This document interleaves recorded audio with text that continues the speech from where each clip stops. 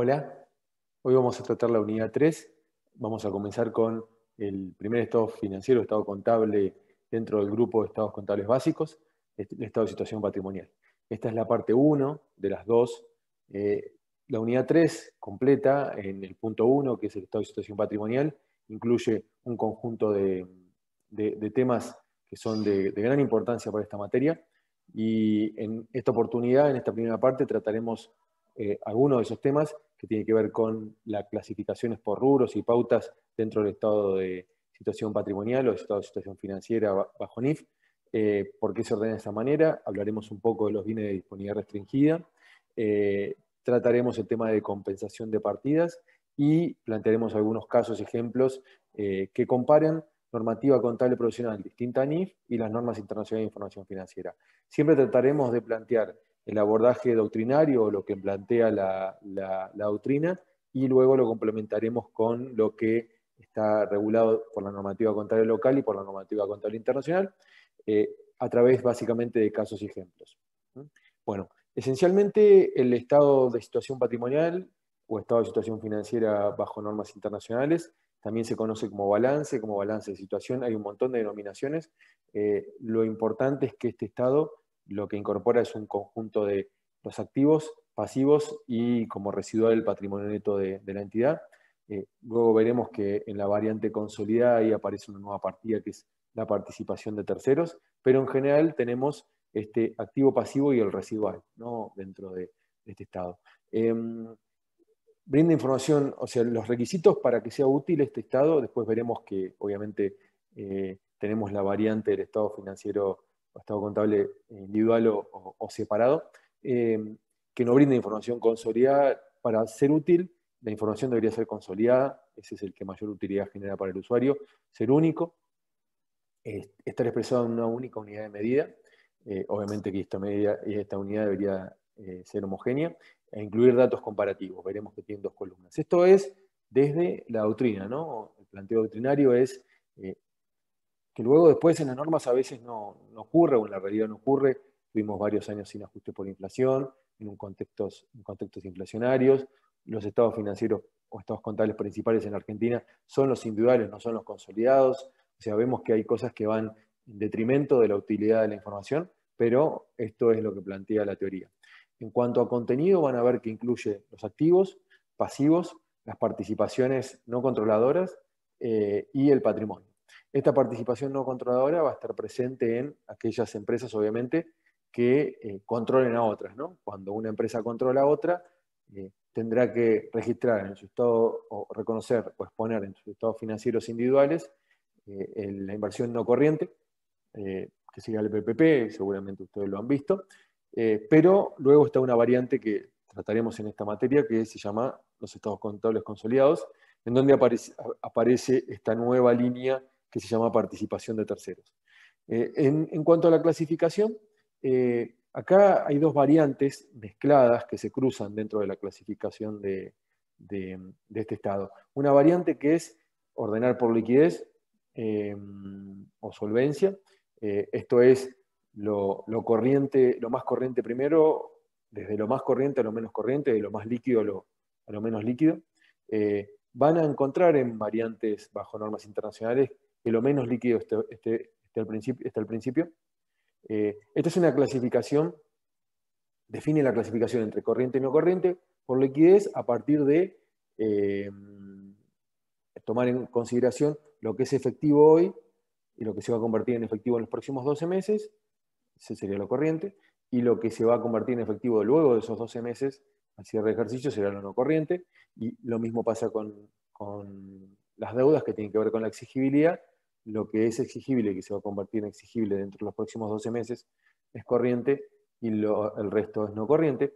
Esto es importante porque a veces cuando uno computa dentro de lo corriente o no corriente, por ejemplo, los bienes de cambio, en general uno supone que se va a vender en los próximos 12 meses y eso es erróneo. En realidad lo que tiene que computar es que se va a vender y se va a convertir en efectivo dentro de los próximos 12 meses para ser considerado corriente. Y luego también hay una clasificación que se entrecruza dentro del estado de situación patrimonial, que es por naturaleza o función, ¿no? Naturaleza, ¿qué es? ¿no? O sea, por ejemplo, una materia prima, un producto en proceso. Y esto integra viene de cambio, que es por su función, ¿para qué sirve? ¿No? Sirve para intercambiar bienes de cambio, sirve para usar bienes de uso, ¿no? Entonces, esto como para que entiendan que hay clasificaciones que se presentan de manera paralela dentro del estado de situación patrimonial en función de lo corriente o no corriente y los rubros en función de o sea, de acuerdo a su función, e internamente van a haber clasificaciones por naturaleza. Por ejemplo, bienes de uso o bienes de cambio es una clasificación por función. Y dentro de bienes de uso van a haber rodados, inmuebles, eso es naturaleza. Esto para que tengan en cuenta porque también dentro del estado de resultados, cuando vemos estado de resultados, van a ver que hay clasificaciones por función, gasto de administración, gasto de comercialización, y por naturaleza, por ejemplo, sueldos, por ejemplo, depreciaciones, por ejemplo, impuestos, sería por naturaleza. Vemos dentro de esta empresa, que es una empresa que presenta información contable distinta a NIF, o sea, normas contables profesionales no NIF, ¿no?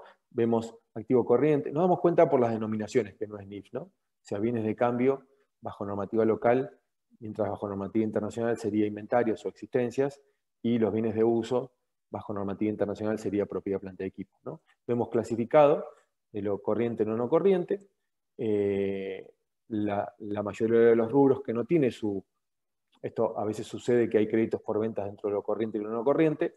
En general, en Argentina, la mayoría de las clasificaciones de los créditos por ventas tendrán que ver con rubros corrientes por una cuestión conocida por todos nosotros, pero puede llegar a ocurrir que haya créditos por ventas no corrientes. Y acá, bueno, la clasificación, bienes de uso, activos intangibles, y dentro del conjunto del pasivo, por exigibilidad. Desde lo más exigible a lo menos exigible, fíjense que el patrimonio neto estaría dentro de los rubros menos exigibles de todos, porque justamente el patrimonio neto no debe devolverse, ¿no? Y fíjense que aparece en una línea que dice según estado respectivo. Entonces tenemos la clasificación por liquidez, por exigibilidad, y luego, dentro de cada rubro, por función, y lo que son cada uno de estos rubros internamente, ¿no? Acá tenemos datos que también son importantes, fíjense, estado de situación patrimonial, al 31 de marzo comparativo al 31 de marzo anterior, ¿no? Los dos cierres, esto que tiene que ser en pesos reexpresados, el cierre, ¿no? En moneda homogénea. Notas de anexos que luego veremos en información complementaria, y 11 de junio, que es la fecha del informe de auditoría, que suele coincidir con la fecha de aprobación por el directorio de los estados contables, que es la fecha que, o sea, hasta donde se extienden los hechos posteriores. Y vemos un estado financiero bajo NIF, estado de situación financiera individual, nos plantea en pesos, ¿no? Tenemos también clasificado, en este caso, puede ser que no sea así, ¿no? Molinos Fénix es una empresa argentina que hace oferta pública, por eso presenta información bajo normas internacionales, y vemos la denominación, inventarios, propiedades, planta y equipo, ¿no? Esto que yo les comentaba. Muchos de los rubros son parecidos, presenta lo corriente primero, lo no corriente después, acá es optativo, puede ser lo no corriente primero. Luego la clasificación de los pasivos es muy similar, y el patrimonio neto, ya ahí vemos una diferencia que en vez de, además de remitir al estado, según estado respectivo, que es lo que hace bajo normativa local, abre los elementos integrantes dentro del estado contable. Vemos que es comparativo, vemos que compara el estado de situación patrimonial a la misma fecha del año pasado, obviamente, el ejercicio pasado. Obviamente, esta información está reexpresada a este momento, ¿no? O sea, tiene que estar en moneda constante para que sea comparable. Yo no podría incorporar, por ejemplo, un propiedad planta de equipo con la medición. Esto, ¿por qué lo planteo? Porque si ustedes van al estado financiero presentado el 31 del 8 del 2018, el monto de propiedad planta de equipo que van a encontrar no debería ser igual, ¿no? Porque este está reexpresado entre este momento y este momento para que quede comparable, ¿no? Bien, en cuanto a lo corriente no corriente, ¿por qué es útil? Bueno, obviamente marca la solvencia del ente, ¿no? O sea, en general, un ente, o la liquidez y la solvencia. Esta idea de la liquidez tiene que ver con que con mis activos corrientes, cuánto cubro mis pasivos corrientes, ¿no? Pensemos que lo que tengo en efectivo y se va a convertir en efectivo de 12 meses, debería servir para cancelar mis obligaciones de los próximos 12 meses. Pero me permite evaluar solvencia, ¿no? del ente. Me permite determinar el capital corriente. El capital corriente sería la diferencia entre activo corriente y pasivo corriente. Un capital corriente positivo sería que tengo más efectivo y lo que se va a convertir en efectivo en los próximos 12 meses que las obligaciones exigibles en los próximos 12 meses. Acá está lo que hoy planteaba de esta diferenciación entre el activo corriente y el pasivo corriente. Tengan en cuenta esta idea de que es el efectivo en el activo corriente y lo que se va a convertir, ¿no? Que permite cancelar pasivos corrientes. El efectivo actual también es activo corriente. El criterio de clasificación en corriente o no corriente, nosotros tomamos en Argentina esta idea a los 12 meses. ¿Qué alternativas existen? En normas internacionales van a ver que algunas empresas pueden utilizar el ciclo operativo, es decir, por ejemplo, un astillero que produce buques, quizás para producir los buques tienen un ciclo operativo de 5 años. Bueno, lo corriente es lo que se convierte en efectivo en los próximos 5 años. Ese es el ciclo operativo normal. Esto, bajo normativa internacional, es una posibilidad y pueden encontrarse en los viñedos, en los astilleros, este tratamiento de que lo corriente es a largo plazo. Otra posibilidad que también se plantea, que es lo bastante habitual bajo normativa internacional, es que si el ciclo operativo es mayor a 12 meses, se toma el ciclo operativo como corriente o no corriente. Si es menor de 12 meses, el ciclo operativo se toma los 12 meses como corriente o no corriente. Esta sería como la variante que utilizamos en Argentina. Bien, obviamente esta posibilidad abre un frente de discusión, ¿no? En cuanto a cuestiones de comparabilidad intraempresas e interempresas, ¿no? Esto es, comparo entre la misma empresa a lo largo del tiempo, siempre que mantenga el ciclo operativo. Si no mantiene el ciclo operativo, tengo un problema, porque lo que era corriente antes puede no ser corriente. Digo, si el ciclo operativo pasó de 5 años el año pasado a 4 años este año, lo corriente no es comparable, lo cual sería una tarea muy importante que uno debería realizar. Y en cuanto a comparación empresaria, traten de pensar si uno debería comparar información contable de varias empresas con ciclos operativos distintos. Entonces, lo corriente de todas esas empresas puede ser distinto, ¿no? Porque una puede tener un ciclo operativo de 3 años, otra de 4, otra de 5, ¿no? Igualmente, dentro de la información que se presenta en los estados contables, van a ver que se abre por vencimiento, es decir, lo que va a vencer de acá a 3 meses, a 6 meses, a 9 meses, a 12. Entonces uno tiene una mejor lectura de la exigibilidad y la liquidez, ¿no? Que es clave en términos de lectura, ¿no? De análisis. ¿Está? Y también sirve como proyección, ¿no? Porque claramente si alguien dice, dentro de 3 meses voy a cobrar esto, dentro de 6 meses voy a cobrar esto, lo que está incorporando es ciertas estimaciones. Los rubros que van a encontrar dentro de los estados financieros, de los estados contables, del estado de situación patrimonial o el estado de situación financiera bajo denominación de NIF, la más líquida de todas es caja y banco o disponibilidades, y van a encontrar efectivo, saldo en cuentas corrientes, caja de ahorro, recaudaciones a depositar, esto es, cheques recibidos por la empresa que están pendientes de ser depositados, ¿no? Esto es, cheques a la fecha, ¿no? Una empresa recibe un cheque, no lo depositó porque no fue al banco, por ejemplo. Entonces, ese también se incorpora dentro del caja y bancos. Esto tiene una diferencia con los cheques diferidos. A veces una empresa recibe un cheque que vence de acá a 30 días. Uno lo puede depositar dentro de 30 días, ¿no? Claramente, ese cheque diferido no es efectivo, no es caja y banco o disponibilidades, sino que seguiría siendo un crédito, ¿no? Porque obviamente hasta el momento que uno lo deposite y los fondos estén dentro de mi cuenta, ¿no? Porque claramente puede ser un cheque que no tenga fondos, hasta ese momento no estoy seguro de poder cobrarlo, con lo cual sigue manteniendo la calidad de crédito, ¿no? Un cheque diferido no es una recaudación a depositar. Y después aparecen los activos de disponibilidad restringida. Esto es algo interesante, porque a veces las empresas no, por ejemplo, no pagan ciertas deudas que tienen con el fisco, con la FIP, y la FIP le embarga las cuentas, es decir, que tienen una cuenta corriente de la cual no pueden sacar el dinero, ¿no? Bueno, si uno lo analiza en términos de esto es disponibilidad, dice claramente no, porque no es líquida, no puedo extraer el dinero. Pero bueno, conceptualmente la normativa plantea que son activos de disponibilidad restringida, es decir, que debería informar en notas que tengo tanta plata en una cuenta corriente, dentro de lo que sería esta situación me parecería como una cuenta, disponibilidades, caja y banco, ¿no? Pero después en notas dirá esa cuenta, o 1.000.000 de pesos, o 100 millones de pesos, no puedo disponer de ese dinero, ¿no? Por tal o cual razón.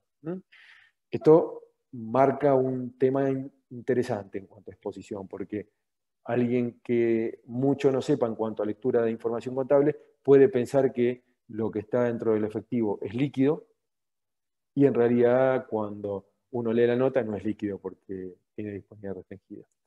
En cuanto a colocaciones temporarias, sería el segundo rubro. Hay colocaciones de muy corto plazo. Acá hay una tensión entre liquidez y rentabilidad, ¿no? Hoy en el mercado son muy habituales los fondos, se llaman T+1, que son los que se convierten en el día o a las 24 horas. Esos fondos tienen una rentabilidad baja porque se liquidan rápidamente, mientras los fondos de más largo plazo suelen tener un rendimiento un poco mayor. Acá dentro de colocaciones van bienes fungibles, ¿no? En la moneda extranjera van colocaciones temporarias, el oro, o sea, las acciones transitorias. Si una empresa compra inversiones transitorias, ya sea en títulos públicos o en acciones, eso calificaría dentro de colocaciones temporarias. Y también los depósitos corrientes, esto es, por ejemplo, un plazo fijo, ¿no? Una empresa hace un plazo fijo de acá a 3 meses, 6 meses, 12 meses, ¿no? Estaría dentro de lo que sería un rubro corriente en colocaciones temporarias. Cuentas por cobrar a clientes. Bueno, acá créditos por venta, como lo pueden llegar hay distintas denominaciones que uno puede usar de acuerdo al marco normativo, pero surgen de la financiación a clientes. Y esta financiación obviamente incluye una probabilidad de cobranza. Esta probabilidad está reconocida a través de la previsión por incobrabilidad. Van a ver que el rubro créditos por venta, en general en Argentina, tiene un neteo, una compensación, después veremos ese tema, a través de una previsión por incobrabilidad, es decir, que tengo 1.000 de créditos, pero yo pienso que hay 100 que no me van a cobrar, el neto serían 900, esto es una estimación de la empresa, una estimación en función del comportamiento histórico, ¿no? Históricamente no me pagaron tantos, bueno, previsiono un monto, pero tengo que tener datos medianamente cercanos. Si en el pasado no me pagó nadie, pero yo sé que en el futuro me van a pagar porque puedo estimar de manera confiable la cobranza, no tengo por qué previsionar, ¿no? El futuro no es un condicionante, el pasado no es un condicionante del futuro. Lo que no entra dentro de cuentas por cobrar a clientes estaría en cuentas por cobrar un residual, ¿no? Acá no puede ser ni cuentas por cobrar a clientes ni inversiones. El resto va en otras cuentas por cobrar. A veces incorpora aquí algunas cuentas en empresas relacionadas, ¿no? Una empresa es dueña de una participación en otra y tienen créditos y deudas cruzados que a veces no se compensan en el corto plazo. A veces se incorporan o se prestan dinero, a veces se incorporan dentro de este grupo. Aquí se presenta un tema con los anticipos, ¿no? Imagínense un anticipo por bienes de cambio. Yo al proveedor, recibo un anticipo, entrego al proveedor un anticipo por un bien de uso, o entrego al proveedor un anticipo por un bien de cambio, ¿no? La normativa local establece obligatoriamente que si yo hago un anticipo de dinero para un bien de cambio, debería registrarlo como anticipo dentro del rubro de bienes de cambio, y si hago un anticipo por bienes de uso, debo registrarlo en el rubro de bienes de uso. Lo cierto es que hay una discusión, a la normativa internacional esto no está regulado de esta manera, existe también la opción de incorporarlo como si fuera un crédito, ¿no? O sea, otros créditos o cuentas por cobrar diversas, ¿no? En general las empresas suelen optar por esta variante, porque en realidad, si uno lo incorpora en bienes de cambio, alguien puede llegar a pensar que esos bienes de cambio, ese rubro, está en condiciones de ser vendido, y en realidad es un derecho a recibir un bien de cambio, que todavía no lo recibí. O peor aún, en el caso de un anticipo por bienes de uso, que yo lo voy a recibir en el corto plazo, y bueno, yo lo registro en el rubro de destino, ¿no? Y los pongo como si fuera un activo de no corriente, ¿no? Entonces, bueno, hay una discusión ahí, van a ver que a nivel doctrinario, en normativa argentina es obligatorio que vayan en el rubro de destino, en normativa local no está aclarado, con lo cual van a haber distintos tratamientos. Dentro de lo que sería inventarios, bienes de cambio, existencia, bajo normativa local esto se llama bienes de cambio, bajo normativa internacional, inventarios y existencias. Aquí van a haber una apertura interna que puede presentarse en las empresas productoras. Las empresas comercializadoras lo que hacen es comprar y vender una determinada partida. Las empresas productoras que fabrican van a tener materia prima, productos en proceso, productos terminados, ¿no? Distintas partidas integrantes del el rubro.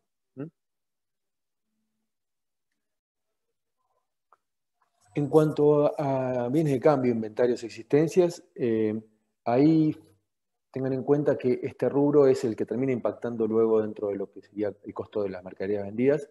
Después veremos que hay un anexo de costo de mercaderías que marca esta idea de existencia inicial, más compras, una existencia final. Y bueno, aquí aparece obviamente el tema de anticipos, que es algo que vimos, algo que conversamos. El anticipo de bienes de cambio va dentro de esto bajo normativa local, no es obligatorio bajo normativa internacional. Y también se plantea alguna cuestión sobre qué pasa con los repuestos para mantenimiento. Una empresa compra repuestos que tiene que utilizar para mantener los bienes, ¿no? Esto dentro de normativa argentina se suele incorporar dentro de otros activos. En normativa internacional no existe el rubro de otros activos, entonces uno debería una parte incorporarla en inventarios, ¿no? Se suele tomar como política lo que se va a consumir en los próximos 12 meses. Imagínense, una empresa tiene una planta de producción y esa planta de producción tiene ciertos materiales, ciertos repuestos, bombas, que si se rompen hay que reemplazarlas. ¿Y qué pasa? Lo tiene que tener disponible, porque en realidad en una planta de producción yo no puedo salir a comprar, porque quizás se tarda mucho y se para la producción. Entonces la empresa tiene repuestos. Entonces, a veces lo que se suele plantear es, si se va a consumir en los próximos 12 meses, si se estima que se va a consumir ese repuesto, se trata como inventario y si no como propia planta de equipo, bajo normativa internacional. Normativa local suele incorporarse en otros activos. Con respecto a material de empaque, elementos que tienen que ver con la gestión y la comercialización, en términos de materiales, muchas veces se suelen incorporar como si fueran gastos de administración o gastos de comercialización directamente, imagínense la papelería, ¿no?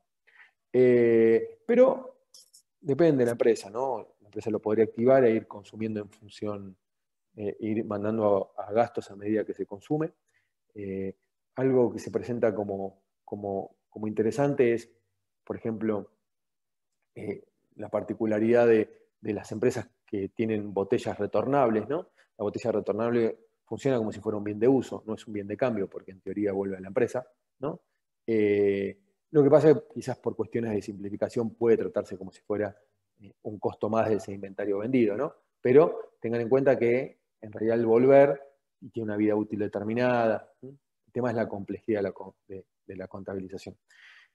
Ojo con la conversión en efectivo. Los bienes de cambio corrientes son los que se van a vender y convertir en efectivo. Es decir, si se vende a los 12 meses y se convierte en efectivo 30 días después, es no corriente porque son 13 meses en total. ¿Está? Lo que tiene que ver con bienes de uso o propiedad planta de equipos bajo NIF son activos tangibles utilizados en las actividades principales. Su capacidad de servicio excede el primer uso y no se transforma en otros bienes ni está destinado a la venta, ¿no? Esta es la denominación que está presente en el marco conceptual de norma local, norma internacional, dentro de la normativa RT17 y en la NIC 16 en normativa internacional. No importa lo que es esto en este momento, sino puntualmente que sepan que es un bien de uso y que es asimilable a propiedad planta de equipo. Luego vienen como rubro, fíjense que estamos yendo hacia lo menos líquido, ¿no? Bienes intangibles, distintos de llave de negocios, ejemplo, bienes intangibles, marcas, derechos de edición, derechos editoriales, patentes, derechos de pase de jugadores de fútbol, por ejemplo, ¿no? Y fíjense que dice distintos de llave, de negocios o plusvalía. Luego viene la participación no corrientes en otros entes. Esto es la inversión más conocida en Argentina como valor patrimonial proporcional, ¿no? Sería la inversión no corriente, que son inversiones en donde la empresa tiene control o influencia significativa. Si tiene control, después veremos que habrá un estado contable consolidado, pero dentro de los estados financieros separados, cuando una empresa tiene control, presenta estados financieros separados y consolidados. Cuando una empresa no tiene control, presenta estados contables individuales. Los estados contables separados, también llamados individuales a veces, presentan en una línea, que es lo que seguramente aprendieron, la inversión no corriente, a valor patrimonial proporcional. Esa sería las participaciones permanentes en otros entes. Luego otras participaciones a largo plazo, por ejemplo, la empresa compra títulos públicos que va a vender después de los 12 meses, o tiene plazos fijos que van a vencer después de 12 meses, y eso sería dentro de otras inversiones permanentes. Llave de negocios, plusvalía. ¿De dónde surge esto? Surge del mayor valor pagado por ciertas inversiones, ¿no? Compro una empresa cuyo valor razonable son 100 pesos y pago 150. Ese diferencial es una llave que doctrinariamente algunos plantean como un mayor valor pagado por los beneficios futuros y otros activos que pueden llegar a aparecer como no corrientes, ¿no? Fíjense que la plusvalía o llave es un tipo de activo intangible, pero se incorpora de manera separada. Dentro de los rubros, dentro del pasivo, desde lo más exigible a lo menos exigible, fíjense que las deudas se agrupan en función de su naturaleza, ¿no? Proveedores, préstamos, impuestos, remuneraciones, anticipos. Van a ver que en algunas clasificaciones aparece como deudas comerciales, deudas financieras, deudas fiscales, deudas sociales, ¿no? Que ahí tiene que ver algo con función, ¿no? Más que con naturaleza. ¿Para qué sirven?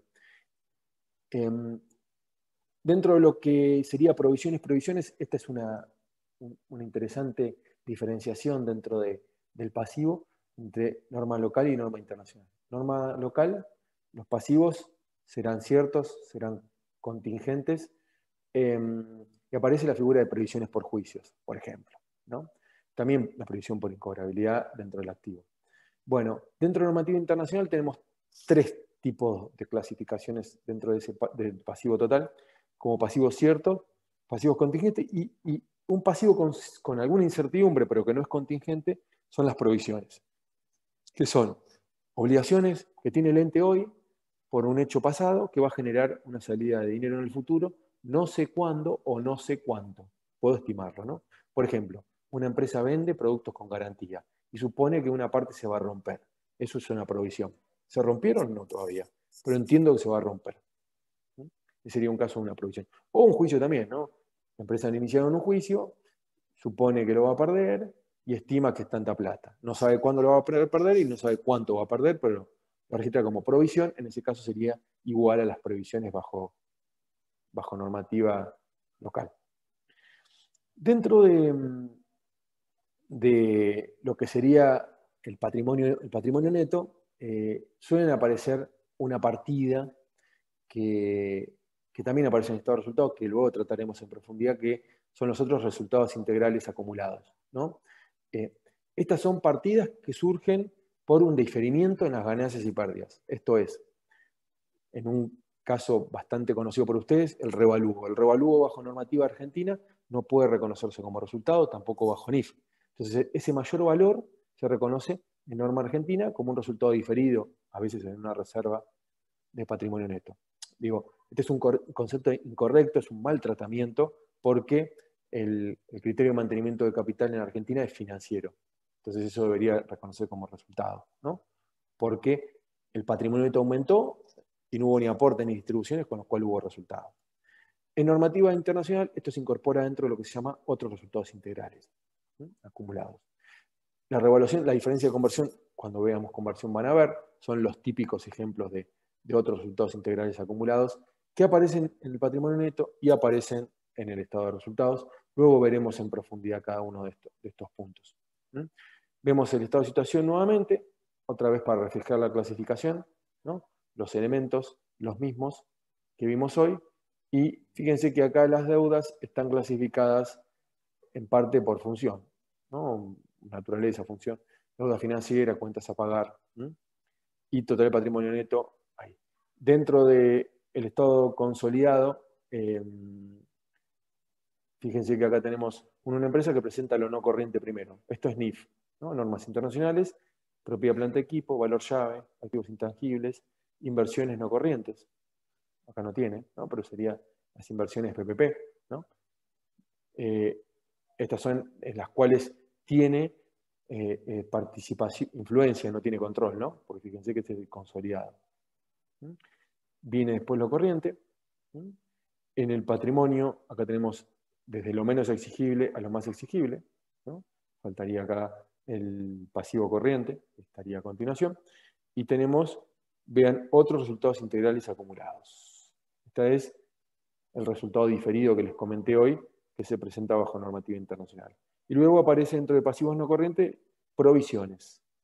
Este rubro que les comenté, que es un pasivo con esta particularidad de ser incierto en monto o vencimiento, pero que ya el hecho generador ocurrió, o sea que no es contingente, no depende de la ocurrencia futura de algo.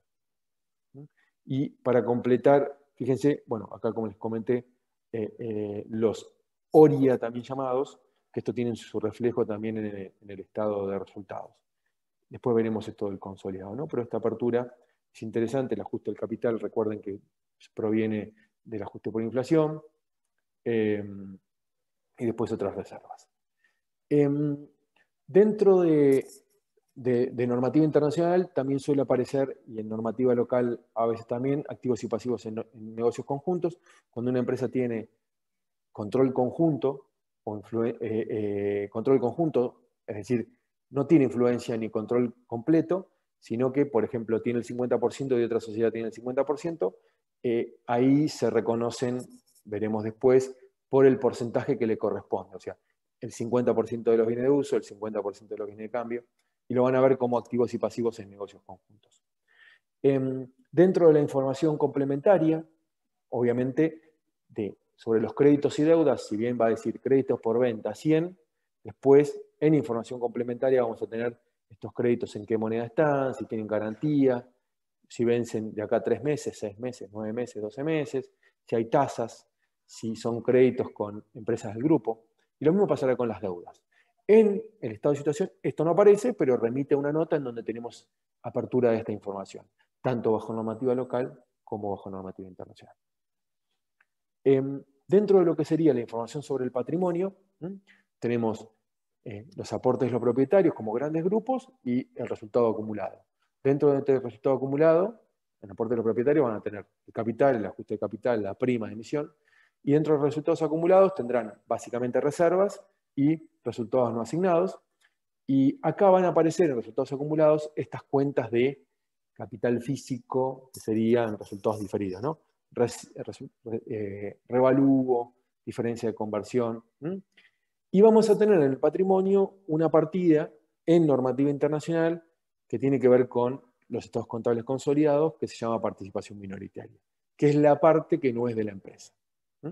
Esto lo que integra el patrimonio de un consolidado. De hecho, si vamos para acá atrás, fíjense que el interés no controlante, que forma parte del patrimonio neto total, es lo que yo les comento acá como participación no controladora. Entonces, este patrimonio, este cuadrito de Fowler-Newton es interesante, está dividido entre la parte de los propietarios del ente control que controla y la participación no controladora que forma parte del patrimonio, porque obviamente estos son tan accionistas como estos, nada más que estos controlan y estos no.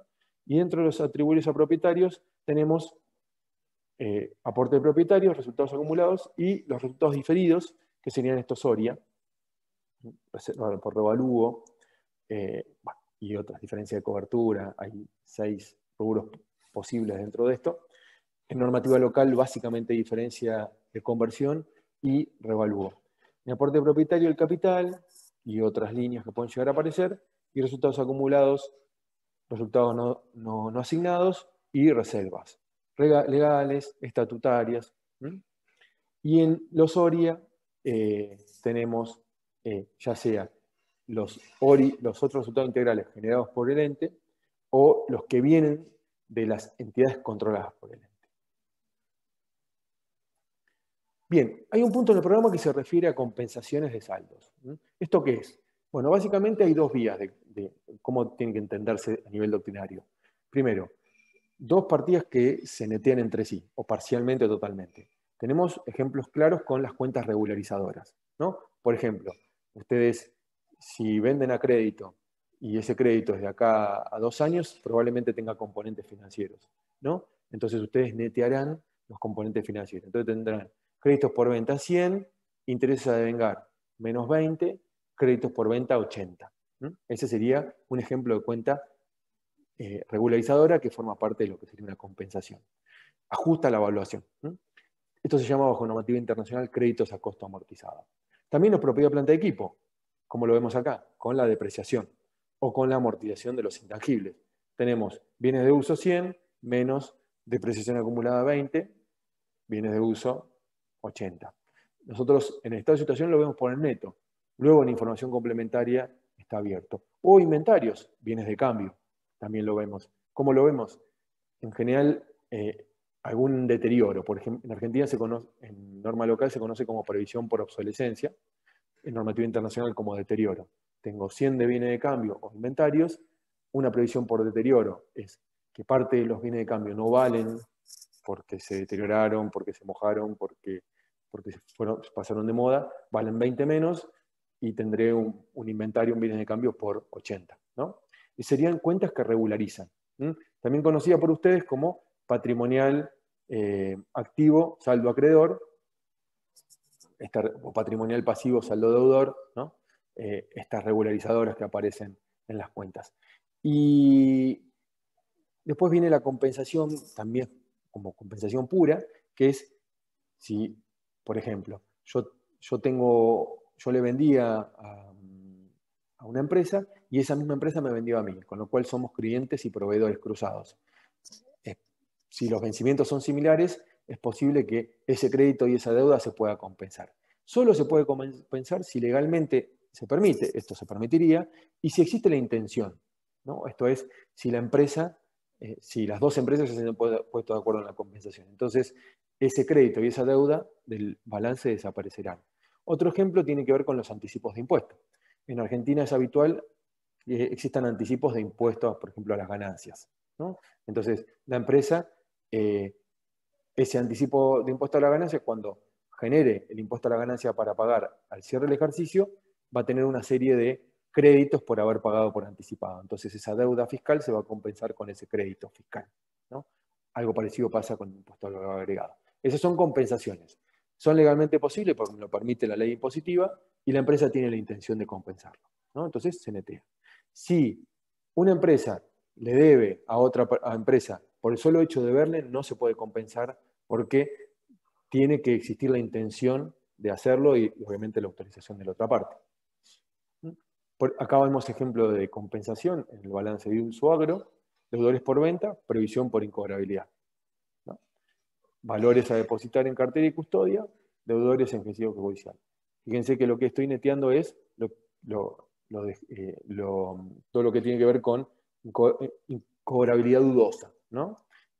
Acá vemos un ejemplo de compensación por regularización de partidas. Otro ejemplo de compensación, el anexo de propiedad planta de equipo. Al comienzo, las depreciaciones, tengo un conjunto al comienzo, las depreciaciones del ejercicio, acumuladas al cierre, el neto de bienes de uso al cierre. O sea que,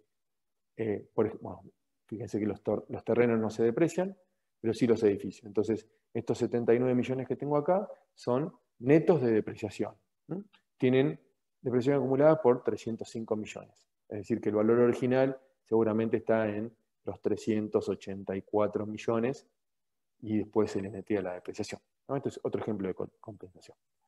Bueno, con respecto a esta primera parte, obviamente esto es una guía para la lectura del material. Ustedes tienen que leer obligatoriamente el material porque es de donde surgen estos conceptos. Fíjense que fui presentando los principales temas de la materia para que ustedes puedan guiarse en la lectura. Paul Newton del tomo 2 capítulo 22. Palen Acuña, tanto el capítulo 6 como el capítulo, 14 como el capítulo 18. Fíjense en las páginas que están referenciadas. Esto cubre todo el punto 3.1, ¿no? O sea, tanto esta parte como la que vamos a ver en la segunda parte, de estado de situación patrimonial, que es uno de los estados principales. Así que es importante que le den lectura al material, ya que tiene una base doctrinaria importante y también tienen referencias a las normas locales y a las normas internacionales. Bueno, cualquier duda o consulta que surja, lo importante es obviamente hacerlo a través del foro del aula virtual, porque de esa manera se socializan las consultas, se puede responder para todo. Pensemos que en el aula virtual el foro sería como el espacio del aula presencial, en donde alguien pregunta y todos escuchan. Así que es importante que cualquier duda que surja la canalicen por esa vía. Bueno, cualquier consulta o comentario, seguimos en contacto. Ahí tienen mi correo electrónico y les deseo una muy buena semana.